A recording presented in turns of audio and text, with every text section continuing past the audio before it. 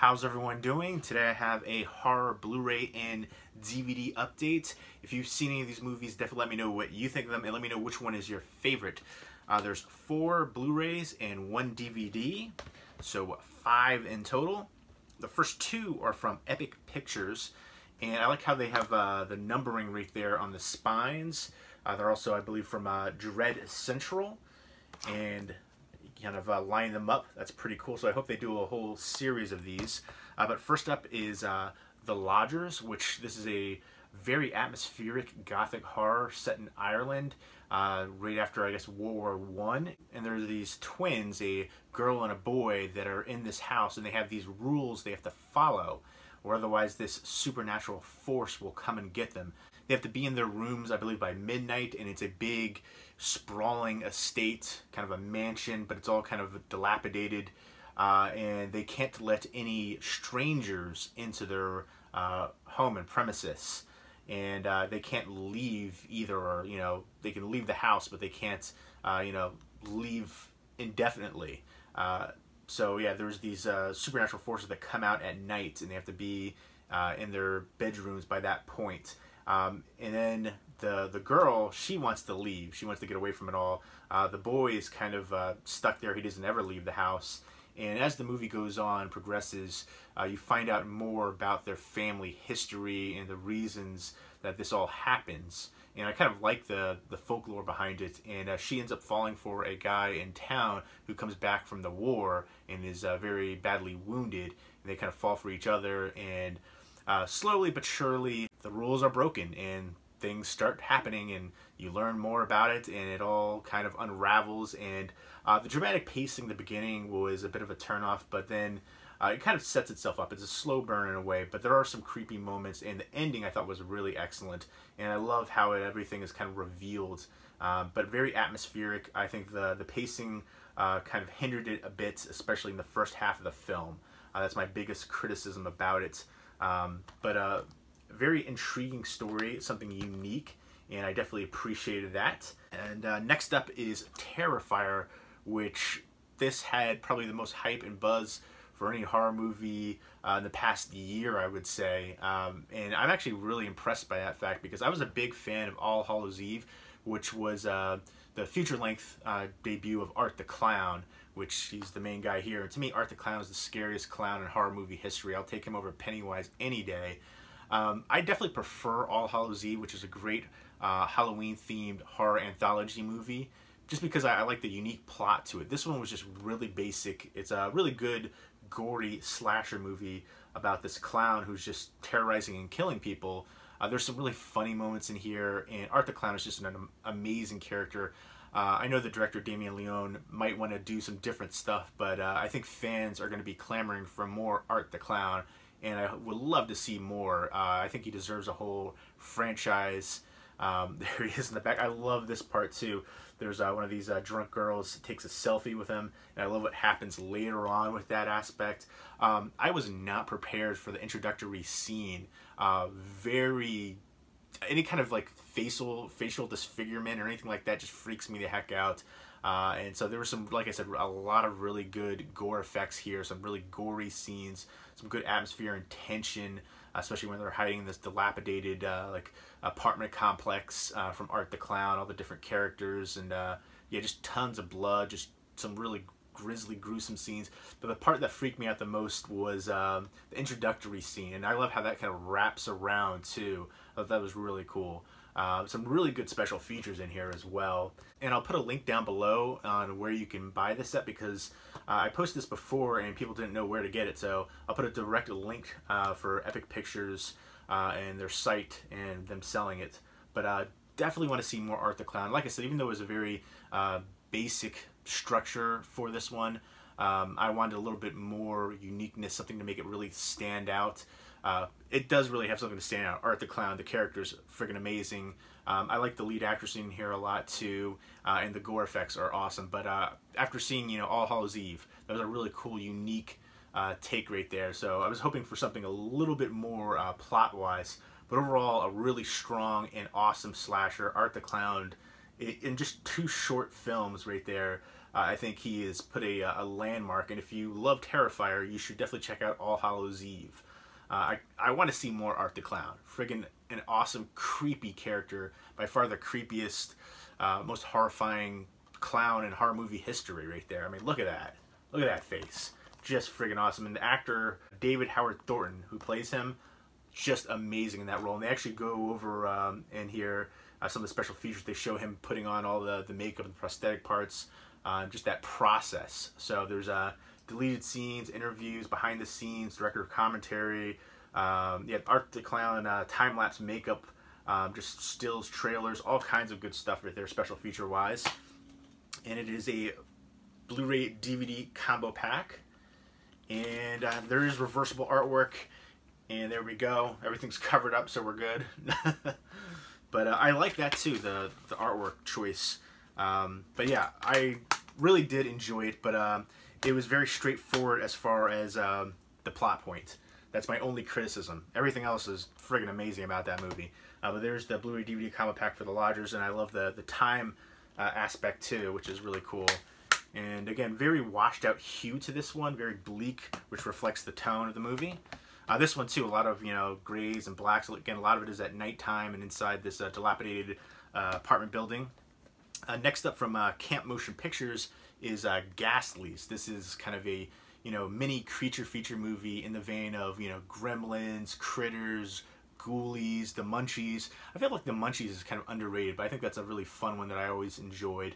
I'd love to see that one get a Blu-ray release. But this one to me is probably the worst mini creature feature movie I've ever seen. The effects are just terrible. The look of the creatures right there, they look like, some of them look like stuffed animals and some of them look like toys. They look cuddly. They don't look fearsome or gruesome. That right there looks way more fearsome and gruesome than they actually looked in the movie. But basically, they're aliens that come down to this rural town, and there's these sorority sisters, and they're having like a retreat, and basically they start terrorizing. And in the beginning of the movie, there's actually religious fanatics that they come down and attack, and then they just kind of leave that plot completely alone, and they jump to the forward one with the sorority sisters, and some guys come to visit them too. And there's a couple other characters, but it's basically just these little creatures terrorizing them, and it's just so ridiculously cheesy. The lead actress looked way too old to be in college as a sorority sister. That's one thing. I was actually trying to find out her actual age. I couldn't find out anything about her, though. I was just so curious. I was like, sometimes, you know, different TV shows and movies, they have people who are older playing the roles. I get that. But it stood out so much to me for that. But yeah, the creatures were the biggest issue for me. They just looked terrible. The design of them, the effects, just it looked like I don't know, like a high school film project, some friends getting together doing that kind of stuff. I feel like this could have been fun and it could have been cheesy entertainment if the creatures were better. That's the biggest drawback. That's the reason you're going to watch this, is for the creatures. And they just were terrible. They looked like, again, stuffed animals and little toys. So it was, and then the way that they moved, they were just, you know, you could just, the movements were terrible too. It's just, yeah, there's, I do like the releases that Camp Motion Pictures does for these films, the Blu-ray DVD combo pack, interior artwork, the clear cases. Sometimes they'll have some special features and stuff on here, which this one does. I like what they're doing as far as the releases besides this one. They have some really good indie ones. Call Girl for Cthulhu was a really good one that I would recommend. This one was very disappointing to me. Next up is Twilight, people, and this is from MVD and VCI. And this is very much in the vein of Island of Lost Souls and Island of Dr. Moreau. Basically, this guy is kidnapped off his boat and brought to this island where there's this mad scientist who's kind of making hybrids of animals and people. And Pam Grier is in here in a non-speaking role as the Panther Woman.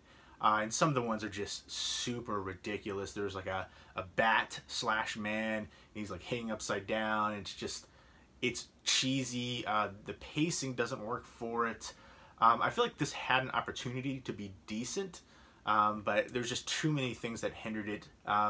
Some of the villainous characters were good, but then like they tried to make a little plot twist with certain relationships. Like this girl right here, she works for the father, who's the mad scientist, She gets involved with the guy who's kidnapped. You see that coming a mile away, very formulaic. But then they tie in another relationship aspect. I felt like that was kind of unnecessary, but I did like the look of that character. It was probably one of the best looking characters in the film.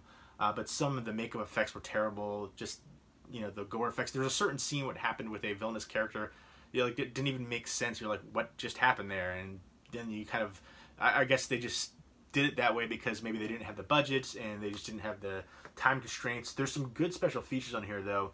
There's commentary by film historian and journalist David Duval, and genre director David Cocteau, who did Puppet Master 3. He also did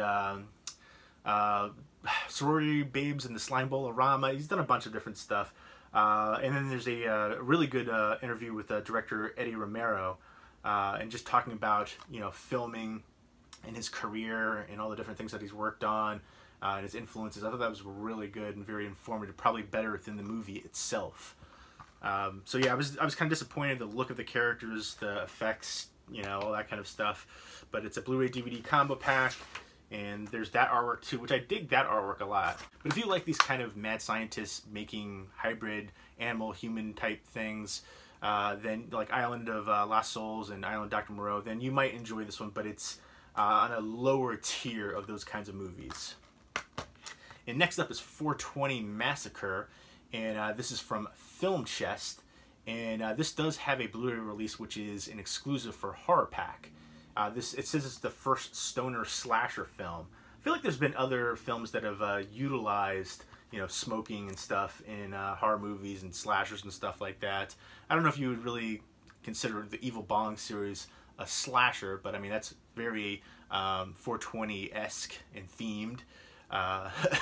You know, it's cheesier for sure, but 420 Massacre, it's basically set on 420, which is a holiday where people smoke weed, and it's basically about, this also could have been called Lesbian Stoner Massacre, because they're essentially a group of lesbians going out to smoke weed and on a camping trip, essentially. And there's this guy, the killer, who's in what they call a ghillie suit, which is basically, you know, like a hunting suit, or where they're covered in, like, looks like trees almost. It's like a foliage kind of suit to make them blend into the trees in the background and the bushes and stuff like that.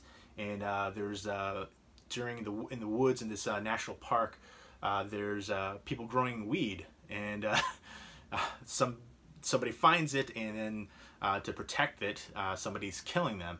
And these girls happen to stumble upon some of it, and they're getting killed. And there is a forest ranger there too, and he's trying to, you know, guide them along. This stars Jamie Bernadette from I Spit on Your Grave, Stacey Danger from Neon Demon, a few other people, Jim Storm from Trilogy of Terror and Dark Shadows. I thought this was actually decently entertaining and better than I expected it to be, but it's not great. I would say it's average to slightly above average. It's fun, it's entertaining, the girls are attractive. The look of the killer was kind of hit or miss for me. I like that it was something a little bit different and unique, but it is kind of formulaic, and I love the ending to it. I like how that played out, but it didn't really necessarily stand out. Jamie Burnett was great in here. I think she was kind of the standout actress for sure, and standout role here, but I feel like they could have played up a little bit more aspects here and there. A little bit better gore effects would have added to it. But overall, decent. If you're a fan of the slasher genre, especially low-budget slashers, I'd say give this one a chance, but you know, don't expect to be blown away by it. But still decent. There you go. There are my 5 horror pickups for Blu-rays and 1 DVD. If you've seen these movies, definitely let me know what you think of them, and let me know which was your favorite from this bunch right here. Hope everybody's doing well. Take care.